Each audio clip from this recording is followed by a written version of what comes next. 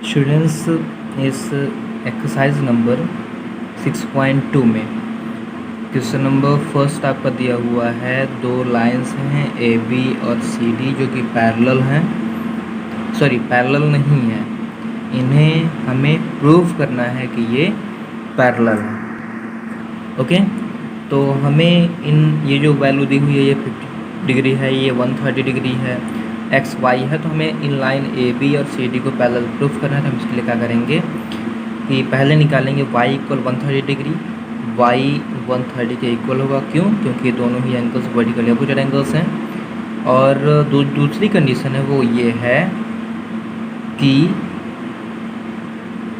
x plus 50 means x plus 50 भी 180 होगा। क्यों? क्योंकि ये दोनों ही एंगल्स लीनियर एंगल हैं। तो यहाँ पर आप x इक्वल 130 नहीं यूज कर सकते क्योंकि लाइंस पैरेलल पहले से नहीं दिया हुआ है। तो x प्लस 50 इक्वल 180 होगा, x इक्वल 30 आ जाएगा। और यहाँ पर y इक्वल भी 130 आ गया है, x इक्वल भी 130 आ गया है।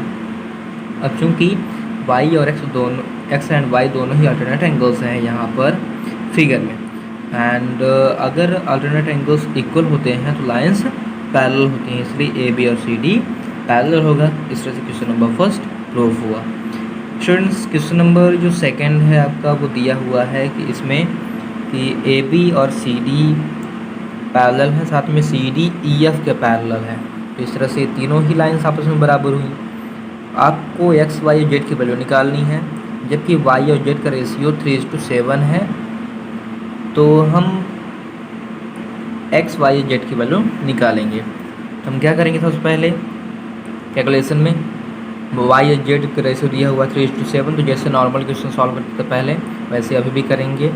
माना कि y equal 3x and z equal 7x, तो दोनों का जो सम होगा वो तो हमें नहीं पता, लेकिन यहाँ पर हमें A B parallel to C D and C D parallel to E F से हमें मिलेगा A B parallel E F.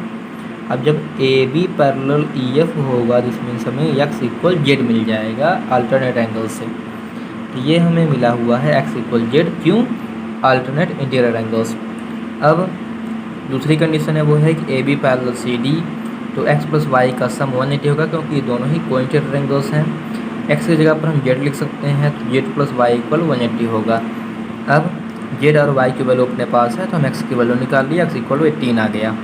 y की वैल्यू निकाल लिए, z की वैल्यू निकाल लिए, और z की वैल्यू के बराबर ही x की वैल्यू भी हुई। और इस तरह से ये क्वेश्चन आसानी से कंप्लीट हो जाता है। स्टूडेंट्स, क्वेश्चन नंबर थर्ड में आपका दिया हुआ है ए बी और सी डी पैरेलल हैं और ई एफ सी डी के परपेंडिकुलर है। ये रहा ई एफ जो सी डी के परपेंडिकुलर है, और साथ में जी ई डी एंगल भी दिया हुआ है।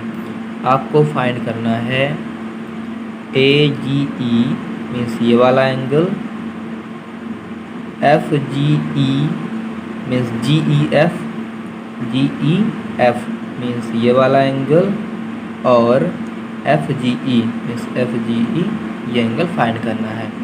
इसके लिए आप क्या करेंगे सबसे पहले फर्स्ट, तो क्वेश्चन में दिया हुआ है ए बी और सी डी पैरेलल हैं, इसलिए जी ई को हम ट्रांसवर्सल यूज़ करते हैं, जी ई ट्रांसवर्सल।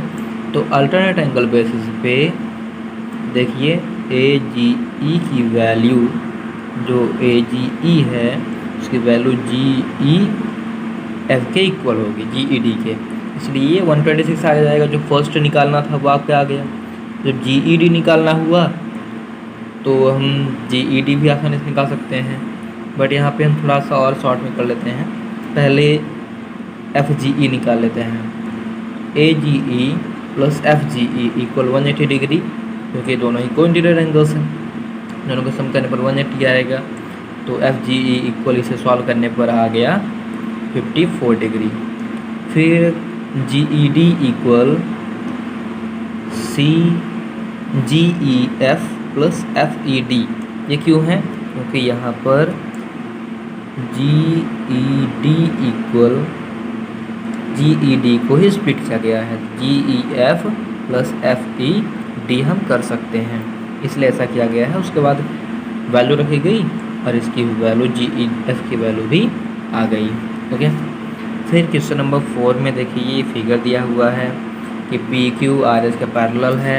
हमने एक कंस्ट्रक्शन किया कि पी क्यू के पैरेलल ई एफ ड्रॉ कर लिया आर से होते हुए। इसका नाम 1 रखा, इसका नाम 2 रखा। हमें क्यू आर एस फाइंड करना है। तो जो हमें दिया हुआ है, जो कंस्ट्रक्शन हमें किया, जो कैलकुलेट करना है, वो चीज़ें लिख लिए। कैलकुलेशन में पी क्यू ई एफ के पैरेलल है, ये हमने कंस्ट्रक्ट किया है। पी क्यू एस टी के पैरेलल है, ये क्वेश्चन दिया हुआ है। Things lines parallel to same line are parallel to each other, ये कंडीशन है, इसलिए ई एफ और एस टी भी पैरेलल होंगे। जब E F S T parallel होंगे, ई एफ और एस टी पैरेलल होंगे और एस आर ट्रांसवर्सल, तो ये दोनों ही एंगल्स को इंटीरियर एंगल होगा। ओके, तो जब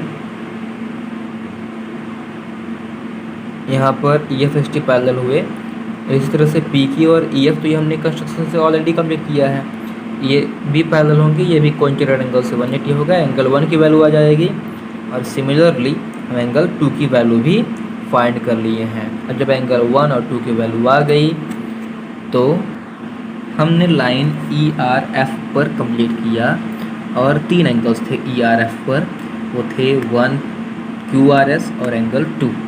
तो ये तीनों एंगल्स को सम करने पर 180 आएगा, क्योंकि दोनों ही तीनों ये लीनियर पेयर्स हैं। बट एंगल 1 और एंगल 2 की वैल्यू हम निकाल चुके हैं, तो सबको ट्रांसपोज करके कंप्लीट करके हम क्यू आर एस की वैल्यू आसानी से पा गए और ये कंप्लीट हुआ। स्टूडेंट्स, क्वेश्चन नंबर 5 में भी आपका इजी ही है। ए बी और सी डी दो पैरेलल लाइन्स हैं। पी एक पॉइंट है जिसमें ए पी क्यू की वैल्यू दी हुई है, पी आर डी की वैल्यू दी हुई है। आपको वाई और एक्स निकालना है।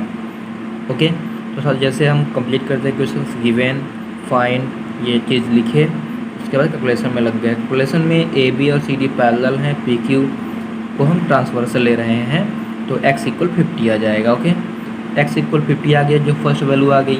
अब उसी तरह से A B parallel C D कर लिए और y प्लस 50 इक्वल 27 होगा। तो यहाँ पर वैल्यू लिखी गई है, पहले एंगल्स का name A P Q plus P Q P R, ये क्यों है क्योंकि ये अल्टरनेट एंगल्स है, यहाँ पर अल्टरनेट एंगल्स लिखेंगे। इसके बाद 50 प्लस वाई इक्वल, ये इस एंगल की वैल्यू है, ये क्यू पी आर की वैल्यू है, फिर y इक्वल 126 150, तो y इक्वल 77 आ गया। ओके, फिर क्वेश्चन नंबर 6 में जो भी वैल्यू दी हुई है उसके अकॉर्डिंग स्टूडेंट्स दो मिरर्स हैं, पी क्यू और आर एस, और A B B C C D, ये रे दी हुई है, ये लाइट की एक रे है, एक बीम, एक रे है। ओके, या एक बीम है कह सकते हैं। तो हमने क्या किया कि बी एम आर एस पे परपेंडिकुलर और सी एन पी क्यू पर परपेंडिकुलर ड्रॉ किया। ओके, ड्रॉ करने के बाद हमने क्या किया कि कंप्लीट किया, यहाँ गिवन, प्रूव दैट, कंस्ट्रक्ट किया, ये कंस्ट्रक्शन हो गया। उसके बाद एंगल 1 एंगल 2 के इक्वल होगा, क्योंकि रिफ्लेक्शन का लॉ कहता है कि angle of incidence is equal to angle of reflection. इस तरह से कंप्लीट हो जाएगा। और इस तरह से एंगल 3 और एंगल 4 भी इक्वल हुए। बट हम जानते हैं कि अगर दो पैरेलल्स के बीच में दो परपेंडिकुलर्स ड्रॉ किए जाएं उन्हीं लाइंस पे, तो वो भी दोनों आपस में इक्वल होते हैं। तो इसलिए एंगल 2 और एंगल 3 अल्टरनेट एंगल्स होंगे, दोनों ही इक्वल होंगे। अब जो दोनों इक्वल होंगे तो एंगल 2 एंगल 3 आ गए, तो हमने क्या किया कि एंगल 1 + 2 = 3 + 4, तो 1 + 2 की जो वैल्यू थी वो ए बी सी थी, और 3 + 4 एंगल की जो वैल्यू थी वो बी सी डी थी। और यहाँ पर ये दोनों ही अल्टरनेट एंगल्स हैं। हम जानते हैं कि अगर अल्टरनेट एंगल्स इक्वल हो तो नॉन कॉमन आर्म्स पैरेलल होती हैं, तो इसलिए ये A B is parallel to C D आ गया। और इस तरह से स्टूडेंट्स आपका जो एक्सरसाइज है 6.2 वो कंप्लीट हो गया है। और 6.2 के बाद कुछ एग्जांपल्स दिए हुए हैं, उन एग्जांपल्स को आप अच्छी तरह से पढ़ लीजिएगा, रिवाइज कर लीजिएगा। उन एग्जांपल्स में एक या दो एग्जांपल्स ऐसे हैं जो कि हो सकता है समझ में ना आए, तो मैं उन्हें बताऊँगा। साथ ही अगले दिन मैं आपका 6.3 भी कंप्लीट करूँगा।